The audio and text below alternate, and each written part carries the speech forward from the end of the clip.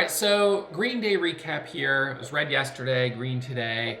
I didn't make back everything I lost yesterday. I didn't think I would, but I actually had a much better day than I was expecting. A lot better than I was expecting. I had a good day on Monday, a terrible day yesterday, and a good day today. So, we're in this market where it's like one good day, one bad day, one good day, one bad day. And I'm obviously not making the progress on the month that I was hoping to make, but today does recoup a good portion of yesterday's losses, which is good. It's just very choppy, and as I look at live, I see it just did a really nasty false breakout. Tricky stuff. We were starting to see that momentum, but it's not quite there yet. So definitely still a market to be very quick in. Just capture the profit, get out, don't overstay your welcome. And I overstayed my welcome a little bit today, and I gave back almost half the profit on the day. But I'm still in good shape. I'm still green. I'm happy with that, and I'll be back at it tomorrow. I'll have to be careful tomorrow, though, because I haven't had 2 back-to-back red days yet this month. So I have to start a little conservatively tomorrow and just see if I can get green. 2 back-to-back green days. Just see if I can get green and then go from there. So anyways, that's it for me. I hope you guys enjoyed the recap. As always, questions, comments, leave them down below, and we'll see you guys first thing tomorrow morning. What's up, everyone? All right, so we're going to do recap here. It's a green day, which is good. Not as big of a green day as I might like. I'm up nothing. That's in my main account. In this account, I'm up 29,000. When I was up 42,000, I said, I'm done. I'm walking away. And then I took one more trade. And that was live, break a VWAP right here.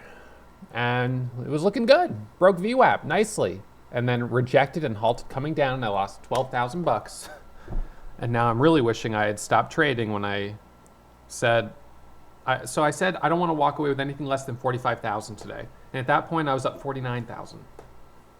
Took a couple losses, was up only 42,000, and said, all right, that's it, I'm done. And then saw live curling up, and I was like, I can't not take this trade. This looks great. And this is, without a doubt, the biggest struggle. Yesterday was a terrible day. Today, I said, I'm just going to try to get green. I'm going to trade with small size. My first trade on live at like $21 was with 1,000 shares. And I'm up 32,000 on it. Well, look at this move from 21 all the way up to 32 and then to a high of 33, 34. I did really well. I was up $60,000 at one point today. But when I was up 60,000, I was holding 4,000 shares of live into a halt going down. And I took a probably $15,000 loss on that trade, and then took a trade on QLI and had 2 green trades on it and then 2 red trades. I took the break of VWAP on this one as well and lost a couple thousand on that. And VUZI was not great. So, today my day was really, really good, and then stopped being good and started being bad. So on the good part of the day, I made about 60,000. And then on the bad part of the day, I lost about 30 grand. So I gave back about half. And because I'm in this place where I just can't seem to trust myself to say I'm done trading and I'm not going to look at anything else, I have to actually shut everything down. It's kind of embarrassing, but I have to actually shut everything down and go like that, because if I keep trading this stuff, if I keep seeing what's right here, it's so hard for me not to jump in, because I'm in this place right now where I'm a little off my center. I obviously had a bad day yesterday, so I was up 31,000 on Monday, down 65,000 yesterday. I'm up 30,000 today. So I'm down 5,000 on the week, not including commissions. I am very, very fortunate that I'm even up 30,000 today, because with small size of 6,000 share positions, I was not expecting to have a good day today. Not like this. So I actually did really well considering. However, I also kept trading longer than I should have. I overstayed my welcome, and I gave back half my profit. I tried to, go for that last trade, and I just kept going. So let's look at the trades from today. So beginning with live. So I'm going to pull my scans back up. So hang on, let me just grab this. So This morning, when I sat down, I said to myself, if there's not a good gapper on the gap scan, I'm not even going to trade today. I'm just going to say, nope, not trading. So the leading gapper on our gap scan this morning was actually Acor, and I made $1,000 on it on 3 trades, and that was all with small size. So Acor was our, so gap scan, top gappers. So Acor was our second leading gapper, although it was our leading gapper before live popped up.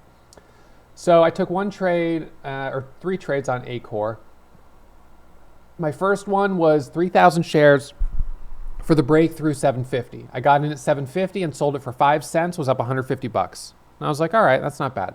I got back in with 3,000 shares at about 57 for the break over 65, looking for the break through the pre-market high. I stopped out with $38 of loss, so I was up about $112 on the stock.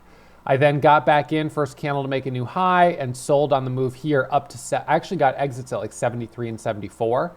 And so I made $1,000, or well, I guess made 900 or whatever, but I'm up $1,000 on Acor.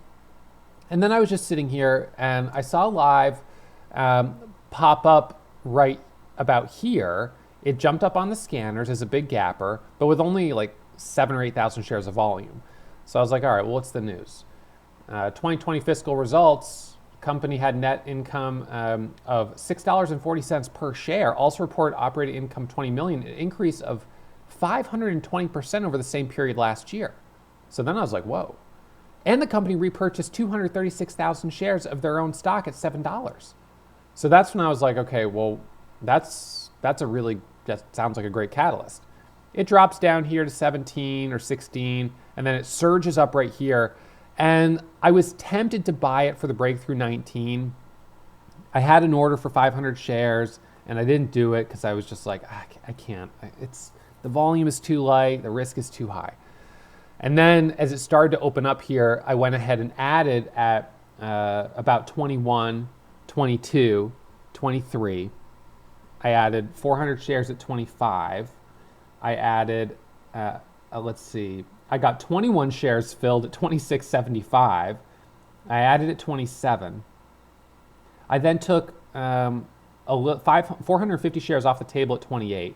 Then I added back at 28.50, added at 29, took profit off the table at about 30, and then added back at 30 and got out of that trade at like 30, about break even, and then got back in at 29 and got out at 31, and then got back in at 29 and then got back out at 33.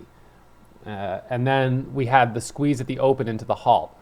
And into the halt, I was holding 4,000 shares as it went up. And then it resumed and halted immediately coming back down, and I lost on that quite a bit. And so that was my high water mark into this halt. And I was looking at this thinking, well, this first 5-minute breakout, went up this much. The second one, I'm thinking it might go up half as much. I was thinking 35, 36. $35 was my target. So I guess was setting my sights a little high on this one. In hindsight, I could have taken everything off the table, but whatever. You don't have big days without stepping up to the plate a little bit, and I did step up to the plate a little bit. So that was that, and now I see the CPSH popping up right now in my scans, and this is where it gets really tempting because I see something like this, and it's tempting for me to pull it up and say, should I just rip a couple quick trades? The high is 760, so typically I would be like long is over 760. The problem now is that I'm only up 29,000 on the day versus 60,000. And this is why I shouldn't even see these things and have shut everything down, because these become temptations. But at this time of the day, we're seeing choppiness. I've already given back too much. I really shouldn't trade it. Anyways, so live, and then my last trade, so I said if I was up anything less than 45,000, I'd stop trading, and I walked away, and then I saw this, and I jumped on it, and then it rejected hard, halted down, and I gave back 12,000 or so. And CPSH, you can see they're going a little higher. So that's definitely a little discouraging, but glass is half full today. Today's a great day. a much better recovery from yesterday's loss than I was expecting. And, I'll be back at it tomorrow. I have to continue to be conservative and try to stick with my rules. And look at the CPSH halting a second time. It's frustrating, to see these types of things and feel like I'm missing it. I don't like missing stuff. I want to have a $50,000 day. I wanted to have once I was up 50,000, I was like, I want to have a $60,000 day. I actually could make back everything I lost yesterday in one day. You don't get that opportunity all the time. I'm going to go for it. I went for it. And well, now I'm up, 29,000 instead of 50, 60. But all things considered, life is good. We had some good momentum today. It was a little choppy, but we had something. We had more than we had yesterday. QLI, this was a choppy one as well. I had a couple winners on it and then gave back my profit, overstaying my welcome on it. Just a choppy setup, choppy stock. VUZI took a loss on that, ended up coming back a bit higher, but yeah, and CPSH, who knows how high this will go. This made a big move yesterday, but it's got no news, so it's only up 16%. All things considered, it's not even up that much. So I don't know. The right thing to do after the second halt is just to shut everything down, out of sight, out of mind. Instead of being disappointed that I'm not up 50, be grateful that I'm up 29. So flip that perspective there a little bit. And 29,000, lock it up. Do that a couple more days, and hey, I'll be in much better shape. There's no doubt that I'm still a little emotionally fueled today because of yesterday's losses. I knew that would be the case. And I probably, for that reason, was adding high on live and being a little too aggressive on it. But, at the same time, I had a good start on it. And anytime you have a stock that goes up $10 a share, that's probably the right type of stock to step up to the plate on. So it's all good. Tomorrow's a new day. I, definitely stepped up to the plate today with, some slightly risky entries and made some money, gave back half of it. So, that's the way it goes. Tomorrow's a new day. I'll be back at it, and hopefully we see a continuation of kind of cleaner momentum and, a little bit more, volatility. And I hope the hot streak begins. What often is the case is that, and this has kind of been the case this week, where 31,000 on Monday. Monday was good. We had a leading gapper that was hot. Yesterday, leading gapper was terrible. We didn't have good action, and I just was trying to trade like it was Monday, but it wasn't. The market was cold. And now today it's been pretty hot. Even with CPSH, even if I don't trade it, that's a nice 2 halts in a row, nice move. Live and QLI, even if they're not holding at their highs, they're still both green on the day, up 100% on live, up about 45% on QLI. I mean, that's good stuff. So, we're starting to see things pick up, but then tomorrow might be cold again.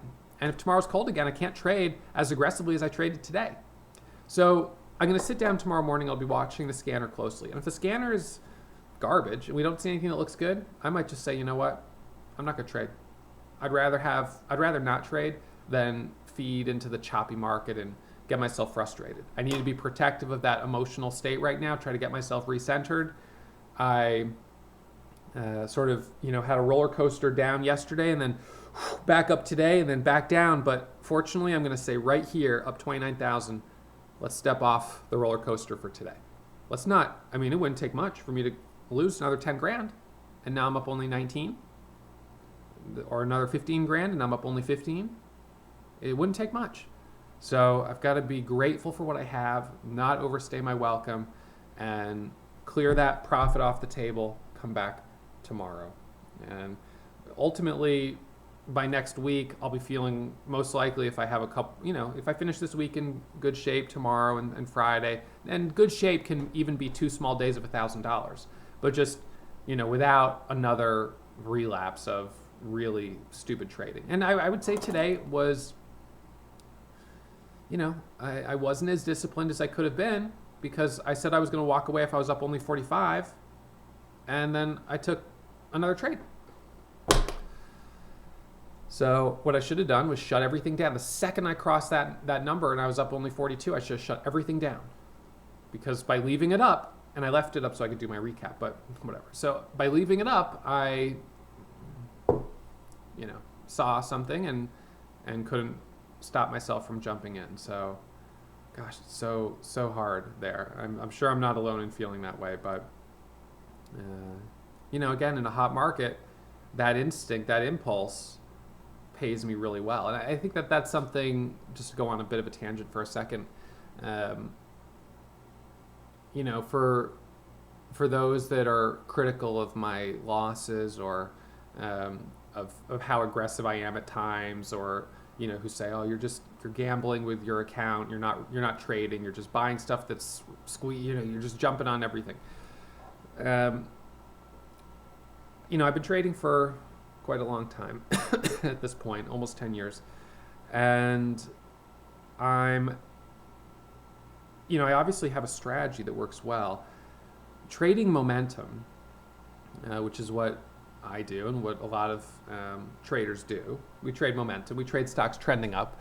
A lot of that is about buying high and selling higher. And sometimes you have to be hyper aggressive. You have to be willing to jump at something that's moving to capture that opportunity.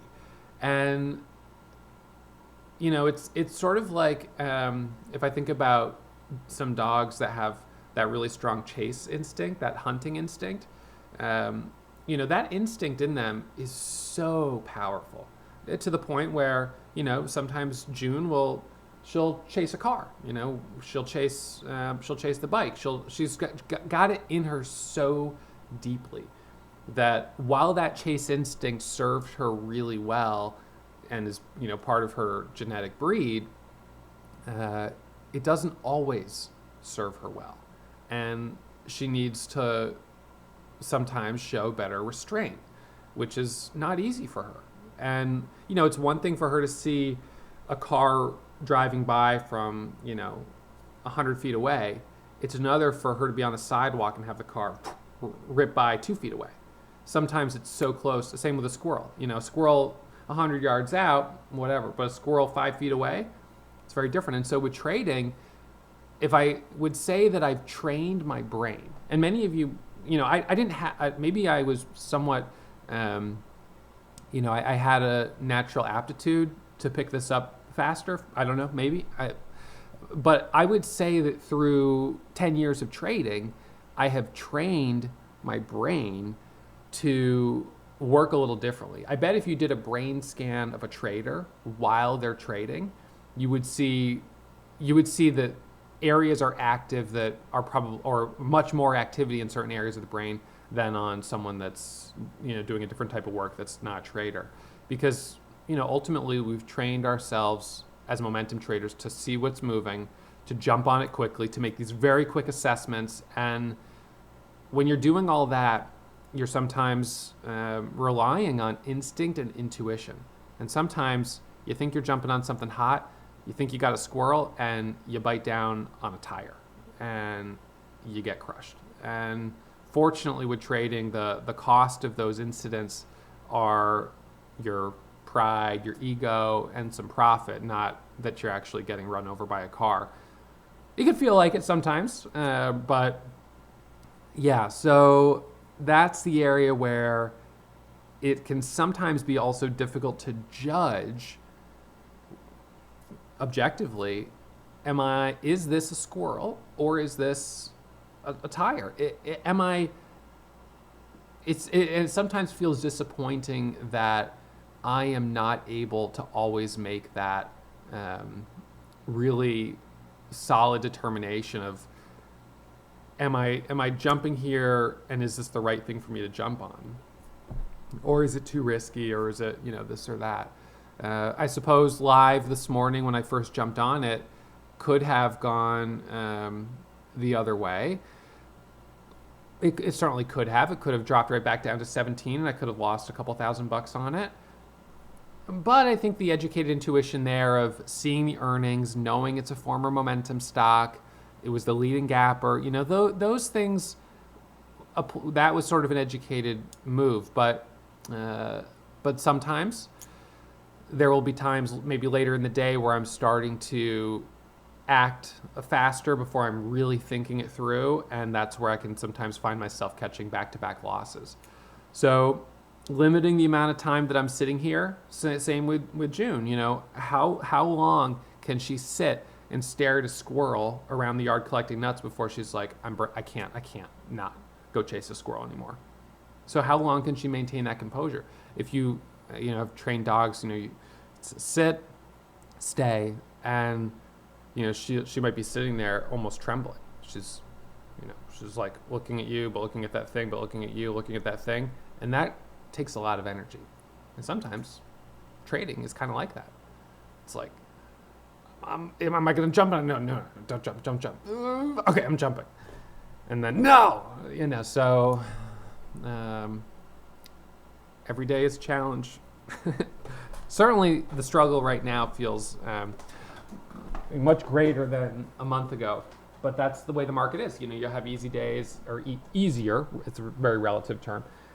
I will have days that feel easier, and then I'll have days that feel much more difficult. Yesterday was impossible. Today was better, but I wish I had walked away sooner. So I've got everything shut down now, as you can see, and I have to just close it all out. I can't look at scanners. I can't even look at the chat room. I can't look at anything, because if I see someone say XYZ is ripping into a halt live, halted at 32, I'm gonna immediately run that process of, it's 32, that means it's going back to the high.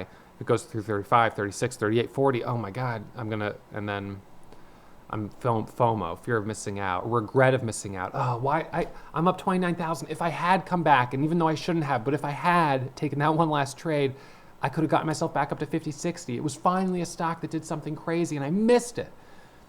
And so I just have to totally cut that all out. And when I get away from my computer and, I go outside, go ride my bike, or take June for a ride in the woods, or, go play with my son, or whatever it is, it only takes a few minutes for me to, out of sight, out of mind, and it's just kind of gone. But it's the sitting in close proximity to the trading station that can be dangerous. So setting up your trading station, in my opinion, it's a really good idea to set it up in a room or a part of the house that when you're done, you can close the door, walk away, leave it there, and not come back. So, although I do sometimes trade on my laptop in the house in the mornings, or even afternoon or after hours, I try not to do that too much. It's not usually a good idea for me to be sitting and watching charts all afternoon. It's just not a good idea. So anyways, that's the recap for today. I hope you guys enjoy it. Please hit that thumbs up if you haven't already, and I will see you all first thing tomorrow morning, live streaming right here, same as always. All right, see you in the morning. Oh hey, I didn't see you there. Help us hit 750,000 subscribers by hitting that subscribe button, and stay tuned and check out some of my other awesome uploads right here on YouTube.